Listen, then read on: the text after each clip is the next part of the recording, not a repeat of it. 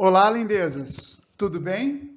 Bom, a partir de agora a gente entra na zoologia e eu vou trabalhar com a zoologia de vocês da seguinte forma. Eu vou trabalhar cordados e eu vou trabalhar aqui os invertebrados. Eu coloquei invertebrados, você pode olhar até aqui em cima, ó, que eu coloquei entre aspas. Por quê? Eu vou trabalhar com invertebrados entre poríferos até equinodermatas. Por quê? Existem cordados e invertebrados, porém eu vou trabalhar eles lá junto com cordados. Tudo bem? Então é isso que eu coloquei aqui em invertebrados. E aí, nesses invertebrados, eu vou trabalhar de uma forma comparada em duas grandes seções. A primeira seção é características gerais, classificação e reprodução. E a segunda é fisiologia comparada dos invertebrados.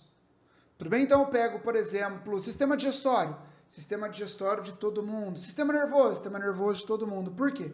Percebi que nos vestibulares eles costumam cobrar comparando isso. Por exemplo, vai falar, no sistema excretor dos moluscos tem célula-flama. Não, célula-flama quem tem é plateumintos. Beleza? Então, é isso que eu queria deixar claro para vocês aqui. Tá bom? Tranquilo? Então tá. Vamos começar então com a ancestralidade dos animais. Primeira coisa, acredita-se que os ancestrais dos animais são protozoários flagelados. Beleza? São protozoários flagelados, tá bom? E aí é o seguinte, em relação aos protozoários flagelados, desse ancestral, nós temos a origem dos coanoflagelados e daqui deu origem aos animais. Beleza? Deu origem aos animais. Bom, então, esses coanoflagelados têm em comparação, por exemplo, as células com colarinho que são encontradas também nos poríferos, mostrando que é o ponto inicial ali. Agora, o que eu gostaria que você entendesse? Por aqui, chegando nesse ponto, eu tenho os eucariontes, aí eu tenho a pluricelularidade, beleza? Aí eu tenho a formação de um embrião. Esse embrião, ele começa a ter um desenvolvimento embrionário, só que o desenvolvimento embrionário, como nós vimos na aula anterior, você tem mórula, blástula e gástrula. As esponjas, elas não chegam até a gástrula, elas chegam somente até a mórula. Por isso que as esponjas, elas formam um sub-reino, elas estão presentes em um sub-reino chamado sub-reino Parazoa, tá? Porque os animais, tá? Você pode chamar de reino animalia ou reino metazoa. Meta quer dizer entre, no meio, tudo bem? Então quer dizer, entre os animais. Parazoa quer dizer, ele é um animal, mas ele está ali do ladinho ali. Por quê? Como ele não chega à gástrula, então não forma folhetos embrionários e, consequentemente, não vai formar tecidos verdadeiros. Por isso, parazoa. Todos os outros animais, para frente de poríferos, nós teremos, então, os eumetazoários. Beleza? Então, você tem aqui parazoa e eumetazoa, e são clados. Dependendo do livro, você vai colocar reino metazoa e sub-reino parazoa e eumetazoa. Parazoa, somente as esponjas. Lembrando que fungos também têm ancestral flagelado. Beleza? Fungo também tem origem a partir de ancestral flagelado. Tudo bem? Tranquilo? Então tá. Aqui, no meu trabalho, eu vou trabalhar com vocês a classificação clássica. Eu vou seguir a ordem clássica. Beleza? Ó, poríferos, quinidários, plateumintos, nemateumintos, moluscos, anelídeos, artrópodes, equinodermos e cordados. É isso aqui que eu vou trabalhar com vocês. Mas eu gostaria que você soubesse que já tem coisa nova por aí e é normalmente essa classificação clássica que é cobrada em prova. Beleza? Tem autor que junta aqui, ó, todos ele segue uma sequência assim, ó, plateumintos, nemateumintos e anelídeos. Porque ele deixa os três vermiformes juntos.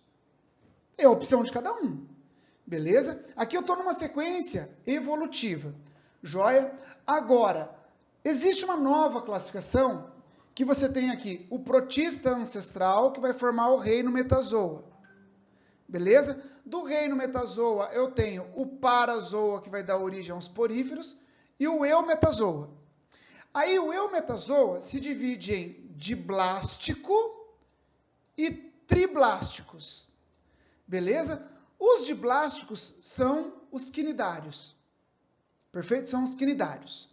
Joia? Aí eu tenho os triblásticos, daqui para, ó, aqui é diblástico. Aí eu tenho aqui os triblásticos e já apresentam uma simetria bilateral. Aí eu tenho dois grupos, deuterostômios e protostômios. Tudo bem? Protostômios. Às vezes você pega isso daqui, ó, você vê alguns lugares que eles invertem isso aqui, eles rodam esse clado. Pega esse clado e faz assim, tá?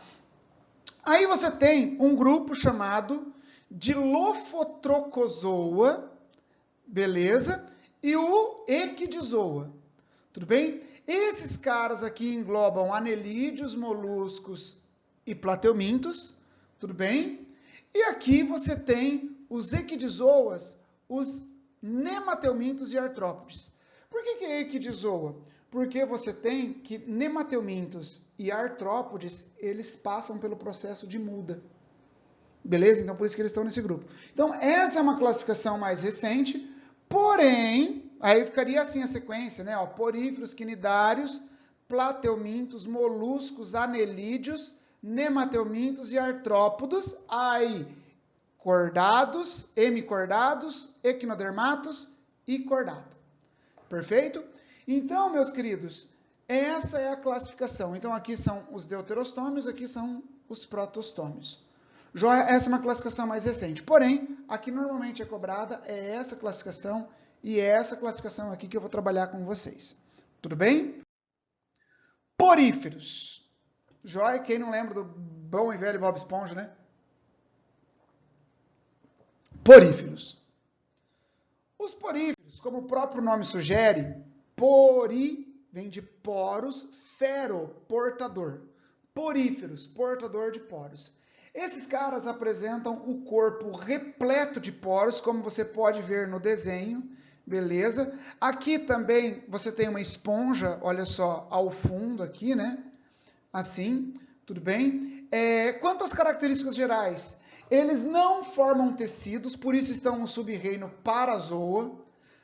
Como não formam tecidos, não formam órgãos também, e são aneuromiários. O que são aneuromiários? São os únicos animais que não têm sistema nervoso. Beleza? Não tem sistema nervoso. E eles são sésseis, ou seja, fixo. Eles têm simetria radial ou são assimétricos. A grande maioria é marinho, porém existem espécies dulcícolas. Disso daqui, o que é mais importante você lembrar?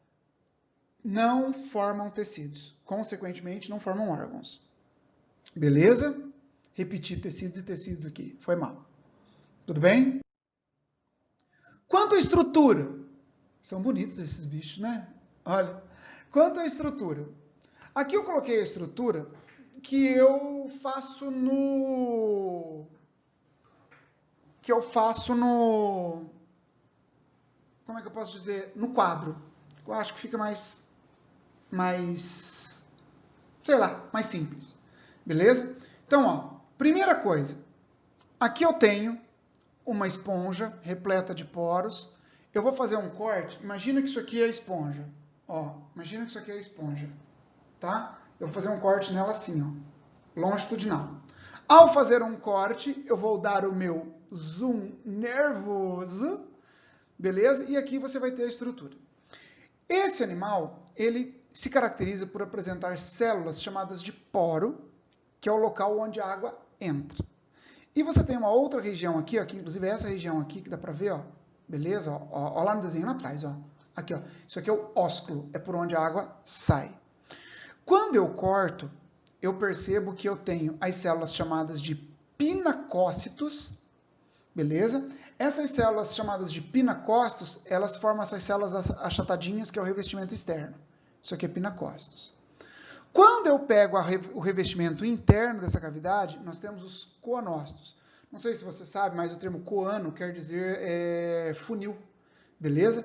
Então, o coanócito é a célula que apresenta o funil.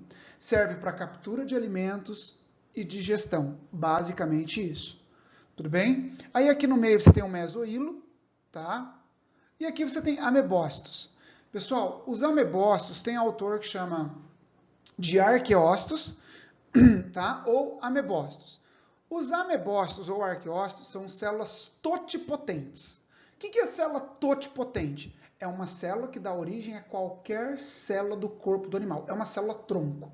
Tudo bem? Só que além de dar origem a qualquer célula do animal, ela ainda participa da digestão e participa do transporte de substância.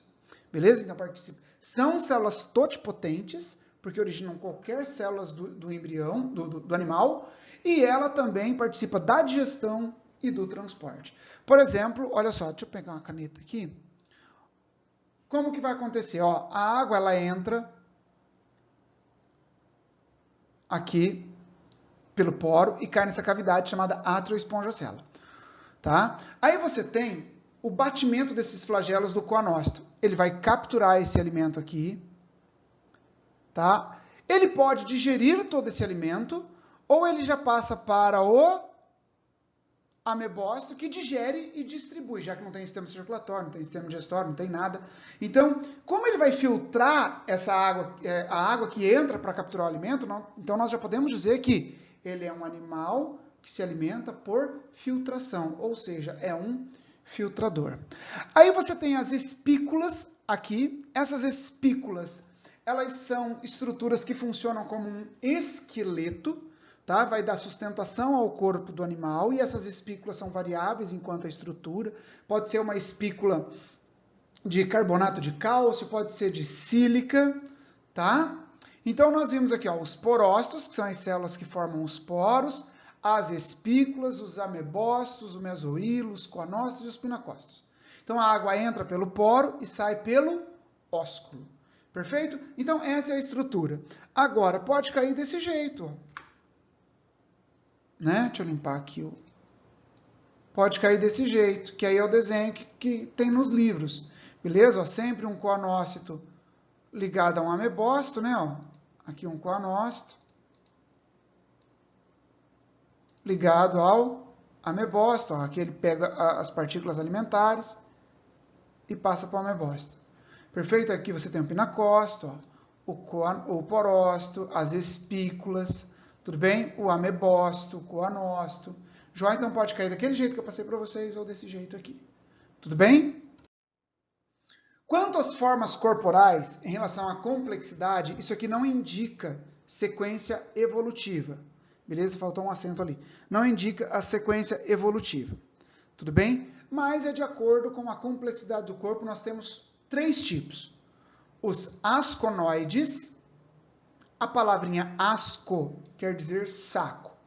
Tudo bem? Então, nessa aqui, que é a mais simples, ela apresenta coanócitos revestindo toda essa cavidade atrial. Perfeito? Ela é pouco ramificada, joia. Sicon. Sicon, não sei se é por causa disso, mas a palavra sicon quer dizer figo. Beleza? É que ela é cheia de reentrâncias e ela apresenta canais. Então, o canal por onde entra a água é chamado de canal aferente. Beleza? E aqui, ó, a água... Deixa eu pegar uma caneta que vai ficar mais fácil de vocês olharem, ó. Ó, a água vai entrar pelo canal aferente e cai aqui, ó, no canal radial. Beleza? Ó, entra pelo canal aferente e cai no canal radial. Nesse caso aqui, o revestimento de coanócito está no canal radial. Você concorda comigo que nessa disposição aqui, ó, nessa disposição, você aumenta a superfície de contato da água que entra com o coanócito? E assim melhora a situação para a captura de alimento? Concorda comigo? Então, é assim que acontece. E a mais complexa são as leuconoides. Por quê? Tem o canal aferente da entrada da água? Tem. Mas a água vai cair em câmaras. Essa câmara é chamada de câmara flagelada, ou se você quiser anotar aí, ela pode ser chamada de câmara vibrátil. Beleza? Câmara flagelada ou câmara vibrátil. Tudo bem? Tranquilo? Então tá. Classes. a classificação. Existe a classe calcária, no qual as espículas são de carbonato, opa, deixa eu trocar de caneta, são de carbonato de cálcio. As espículas, então, são de carbonato de cálcio. Beleza? Essa é a classe calcária. Geralmente, elas são pequenas, menores que 15 centímetros. Quanto à forma corporal, existem as formas asconoide, ciconoide e leuconoide. Tudo bem? A próxima classe é a hexaquitinellida. Hexa quer dizer 6. Quitinellida, não é? Kitne, aí quer dizer como se fosse espinhos, tá? É que, na verdade, ela apresenta espículas que contêm 6 raios, beleza? E essas espículas são de sílica, beleza? Por isso que elas são chamadas de esponjas de vidro. Essas esponjas, elas podem ser de 7 centímetros até 1 metro e cacetada lá. Ó, quando você olha ela mais aproximada, elas têm essa estrutura cristalizada, perfeito? Dos raios formado pelas espículas de sílica. Tudo bem? Tranquilo? Essa tem as formas ciconoide e leuconoide. Não tem asconoide. A classe Demospongi, ou Demospongi ou Gi, beleza? Essas esponjas, elas são as mais numerosas, tá? E elas são macias. Elas podem ou não, ó, podem ou não conter sílica. Podem ou não conter. Mas elas são formadas por uma fibra chamada de fibra de espongina, que torna ela macia. Essas esponjas, elas são esponjas que são utilizadas até mesmo para banho. Tudo bem? Mas não é essa buchinha que a gente compra, não. Aí você tem que saber a bucha que você está comprando. Essa daí, possivelmente, não é muito barato, não. Beleza? Então, essas esponjas, elas vão de 1 milímetro, 2 milímetros e pode alcançar até 2 metros de tamanho. Beleza? Então, são essas classes. A classe calcária, hexaquitinellida e Demospongi. Tudo bem? Quanto à reprodução, elas podem se reproduzir por brotamento, aqui, ó, por brotamento. As células que são totipotentes, elas acumulam aqui, ó, começam a proliferar, formam um pequeno broto. Esse broto se destaca formando um novo indivíduo. Lembrando que esse broto pode ou não destacar. Se ele destacar, ele vai formar um indivíduo isolado. Se não destacar, vai formar uma colônia. Esses animais mais simples, quando eles são quebrados, eles têm uma grande capacidade de regeneração. Portanto, existe a reprodução por fragmentação. O que é fragmentação? Ela fragmenta, ela quebra e posteriormente vem a regeneração, formando dois indivíduos novos. Tudo bem? Pela regeneração, formando 2 indivíduos. Bom, gemulação. Pessoal, a gemulação é a formação de estruturas de resistência. Presta atenção nisso agora. Formação de estrutura de resistência, tá? E é assim. A esmagadora maioria que forma essas gêmulas são esponjas de água doce. Mas existem algumas esponjas de água salgada que também fazem. Tá? Então, por exemplo, se você pegar aqui dentro do corpo de uma esponja dessa, por exemplo, olhar na parede, ela vai formar uma camada, tá? Repleta de espículas aqui, ó. Beleza? Uma bolsinha repleta de espículas e aqui dentro repleto de coanócitos. Perdão, repleta de amebócitos ou arqueócitos. Tudo bem? Aí o que acontece? As condições do rio ficaram desfavoráveis. Essa esponja se desfaz, porque o rio secou, e essas estruturas ficam ali, naquele corpo seco do rio. Na hora que a água volta, cada gêmula dessa dá origem a uma nova esponja. Perfeito? Tranquilo? Então tá. Aí nós temos também a reprodução sexuada. Só que aqui, a maioria é monóica, elas não formam aparelhos reprodutores. Claro, não tem tecido. Beleza? Agora presta atenção. Quem que vai formar os gametas, então, apesar de não ter reprodução? Quem vai formar o gameta são os amebócitos. beleza? Tem espécies que o amebócito ele forma tanto o óvulo quanto o espermatozoide. Agora, tem espécie que o amebócito forma o óvulo e o coanócito forma o espermatozoide. Joia? A fecundação ela é interna. Joia? E o desenvolvimento é um desenvolvimento indireto ou direto. Vamos aqui para o ciclo. Então, ó, aqui dentro formaram os espermatozoides, tudo bem? Esses espermatozoides foram liberados e entraram em uma outra esponja. Quando ele chega nessa esponja, ele fecunda o óvulo e daqui vai formar uma larva. Essa larva pode ser chamada de anfiblástula, larva anfiblástula, ou ela, que é esse aspecto aqui, ó, porque ela tem, em um lado ela tem os flagelos e no outro não, tudo bem? Ou ela pode ser esse tipo de larva chamada parenquímula, tudo bem? Essas larvas ciliadas são livres e natantes, encontram um substrato, fixam e se desenvolvem. Pessoal, em animal que é séssil ou que tem pouca mobilidade, a larva natante, ela auxilia na dispersão da espécie.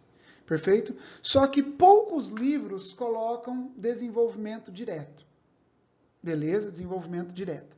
Então, na verdade, é mais comum você encontrar falando que as algas, não sei de onde tirei algas, as esponjas, elas têm desenvolvimento indireto, tá? Mas tem livro que coloca desenvolvimento direto e indireto, sendo que indireto é a maioria. Tudo bem? Assim nós fechamos então essa aula de introdução e poríferos. Beleza? Um grande abraço e até mais, meus lindinhos.